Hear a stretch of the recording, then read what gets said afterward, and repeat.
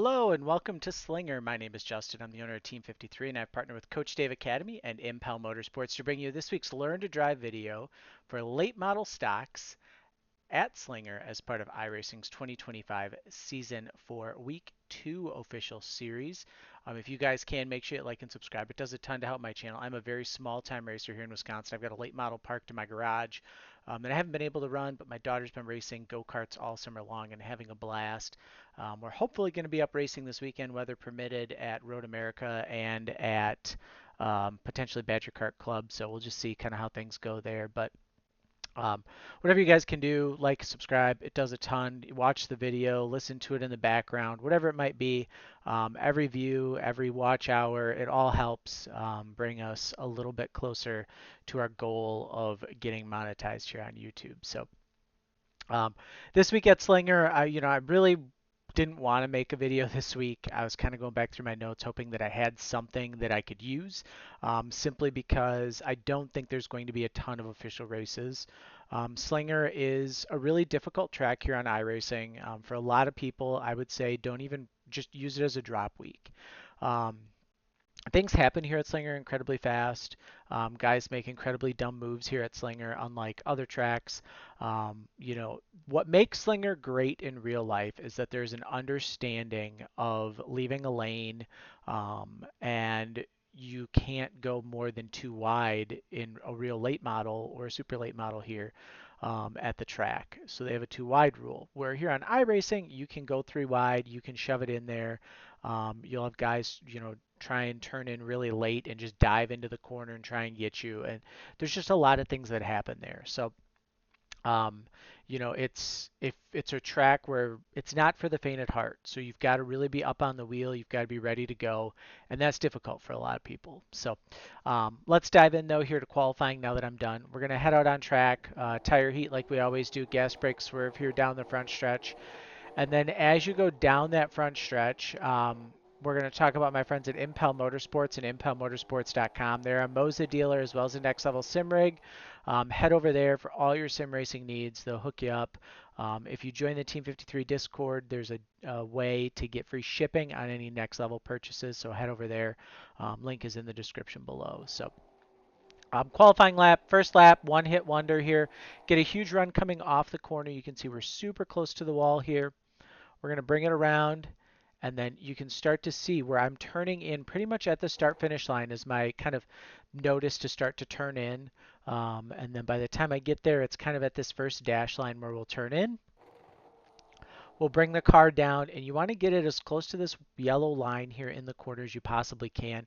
There's going to be a bump kind of here in the middle of the corner that when you go through that bump, it's going to level the car out, and then you kind of power through on that bump with the car. So you'll see there where I jump from being partial throttle to being full throttle.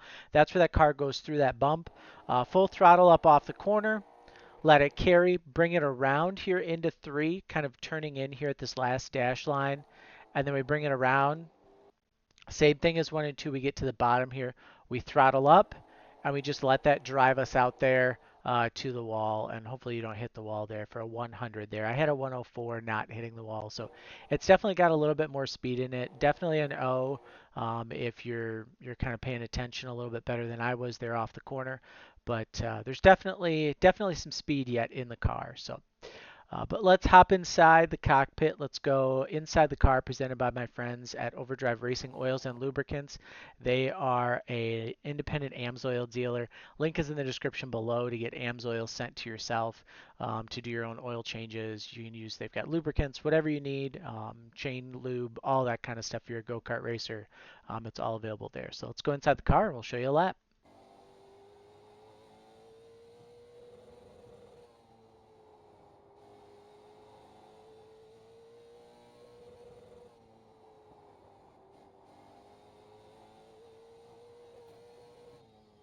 And there's the 100. So as you can see, things happen really quick. The wall coming off of turn 4 appears out of nowhere in some cases. So it's just kind of one of those tough deals where you really got to be ready for it, and up on that wheel ready to catch the car. In terms of race trim, your race lines are going to be pretty much the exact same as what we talked about here for qualifying. They're going to feel the same. They're going to look the same.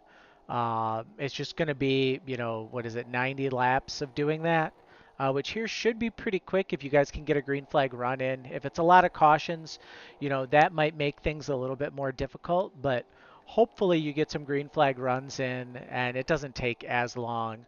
One thing with these cars here, the late model stock in particular, is that you can kind of defend with the second lane here at Slinger, particularly once the races start to kind of wear in and the tires get bad.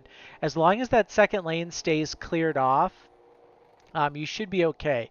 If the second lane starts to rubber up and you start to get a lot of trash up there, it's going to take a few laps of cleaning it off before that top line really comes in. Great time to clear it off is going to be under caution.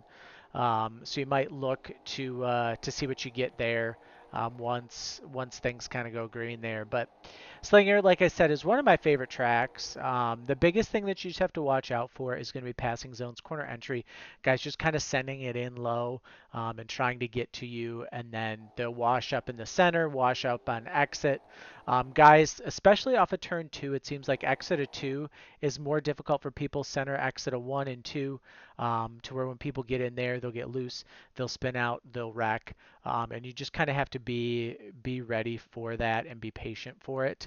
Um, it's one of those deals. Like I said, I've been around Slinger enough. I've run enough races here to where I kind of know when the wrecks are going to happen, and you can kind of feel them coming. And when the wrecks do start to come, that's when you really kind of want to bail out of it and just find yourself a safe zone to go attack. And whether that's racing right up tight with everybody, or if you're backing out and finding that safe space and really just kind of working on your own pace and waiting for people to wreck out.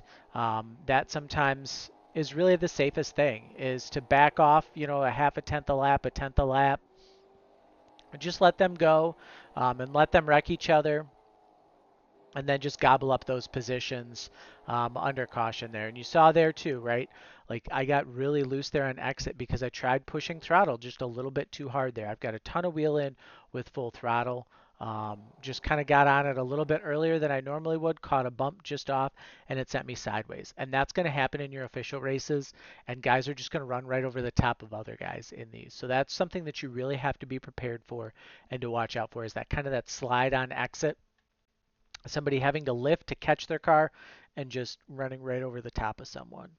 I see that a lot in races here at Slinger. And then, like I said, entry of the corners, that seems to happen a ton as well. So if you've made it this far, make sure you like and subscribe. Head on over to the Team 53 Discord. We always love having new people. Head over to my friends at Impel Motorsports and Overdrive Racing Oils and Lubricants, and we will see you guys in the next video.